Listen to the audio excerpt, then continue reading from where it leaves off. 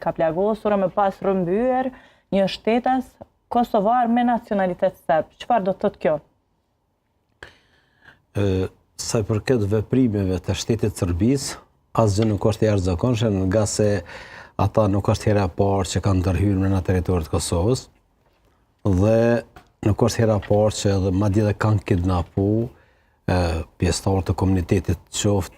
shqiptar, qoftë serb dhe të nacionalitetit të tjera, por sidomos qytetarë shqiptar, madje një herë nëse ju kujtohet, ka qenë një buje e madhe kur janë arrestuar policë të shqiptarë pa të shtetit Kosovës. Dhe kur kjetë parasysh që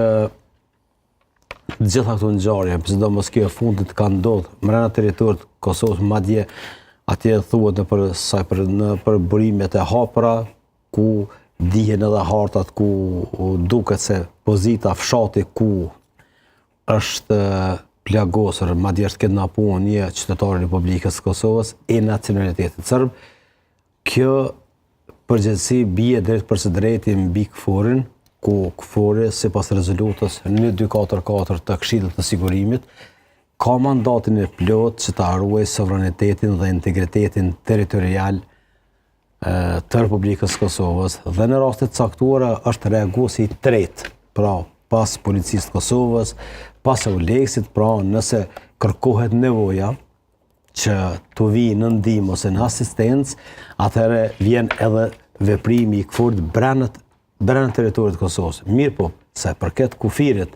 të Republikës së Kosovës, është e drejtë ekskluzive e KFOR-it që ta garantoj sigurinë toksore e ajrore. Dhe në këtë rast, pra, përgjegjësia bie mbi KFOR-in dhe unë besoj që shumë shpejt ata do të dalin me një deklaratë lidhur me rastin e fundit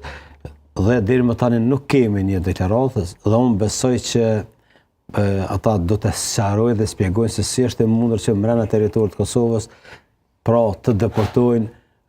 njësitë elite të gjandarmerisë serbe, pastaj ata pa amblema të kamufluar kanë hyrë dhe kanë përdor Rafal, pra me anë të Rafaleve automatike është plagosur rënd një qytetar i Republikës